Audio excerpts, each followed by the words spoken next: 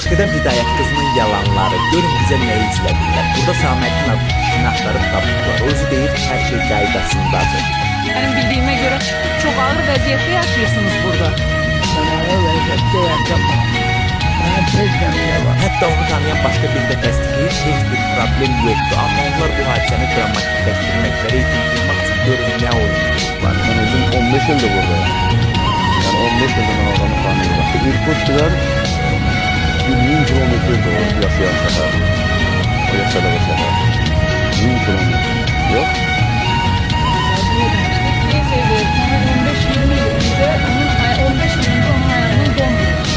Azerbaycanlılar kalmıştı. Çok onu yani seni eylemek istedim. Yıllar sonra ben gittim filan şehirde onu filan yakınlarda taptım. Verilişdə isə mikrofonların açıq olduğu unudulur və bu diyaloq eşidilir.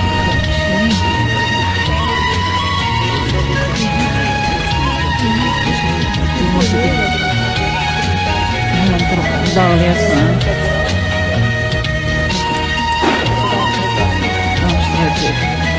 Dağılıyor da yapma. Sonra isə görün bu olayı necə saxlayırlar. O insanı reytinglərini etdirəməyə vəziyyətdə çıxarırlar. İnanın ki istemezdim bu şekilde.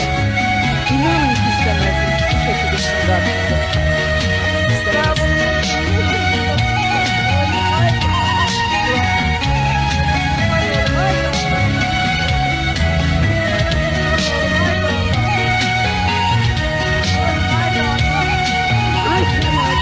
Çok tersi yer savaşacaklar.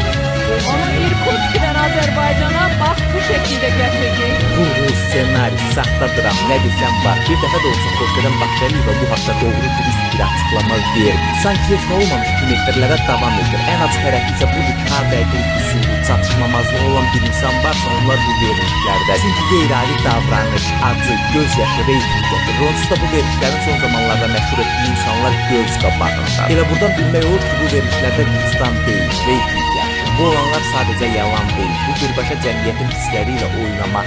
Yadınızdadır, Nigar Fərhad sözün bitdiyi an verilişində skandal açıqlamalar etmişdi, efirdən uzaqlaşdırdılar. Amma bir neçə ay keçməmiş hər şey unuduldu. O yenidən reklamla efirə qayıtdı. Niyə? Çünki biz hər şeyi unuduq. Olanlara layiqiyyət yanaşırıq. Ona görə də günah yalnız aparıcılarda deyil. İstifadə edirlər çünki edə bilirlər. Bu qədər sadə. Amma bir gün nə vaxtsa biz bu olanlara susmaq yerinə sual verməyi, araşdırmağı və unutmamağı öyrənsək, o zaman buralarda nələrsə dəyişə bilər.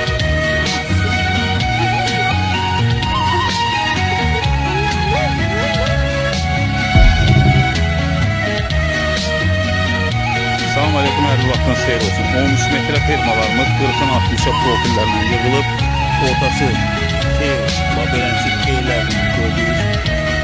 Belə T uvolniklərlə də ortası yığılıb, müraciət edəsin 13 metr uzunluğudur, 1.60 orta hündürlüğüdür. Qiyməti, son qiymət 380 manatdır. Sonra 60'lık durbalarımız var, görürsünüz. 3 metr yer üstünə qalınlıqda. Boyları 8 metr, 10 metr, 12 metr, 9 metr belənçik boy durbalardır. Müraciət edilər. Əlaqə nömrəsi 055 299 55 05 070 890 0074'dür. Müraciət eləsin. 10 metrelik turbalardan şey de var, 50'lik turbu ilə yığılanlar da var. Bunlar 10 metrelik fermalardır. 50'nin 50'ye uvolniklərlə yığılır, görürsünüz. Ortası da T uvolniklərlə yığılır. Kim istəsə, bunların da biri kraskalanı verilmiş şəkildə, cəm şəkildə verilir 200 manata. Əlaqə nömrəsinə dedim, xahiş videonu paylaşın, paylaşıb beğenməyirlər. Var olsun inşallah ki, əməl sadiq bilir insanlarımız paylaşarlar, firmalarımız yığılır, hal-hazırda yerdə kraskalanma işi gelir, sonra yığılır ora. Bu da kraskalanmamışı, bax, üstü zavod malıdır. Təmiz 3,5-4 üstün kalıp şeylerle yığılır, polikanmış, sağ vəziyyətdə. Sular kavarızadır, hər tərəfli mütəxəssis sular süpərdi, firma yığanlar tərəfindən yığılır. Ağırlıq paylayıcıları da hər tərəfli yığılır. Ağırlıq yığma qüvvətinə də cavab verir.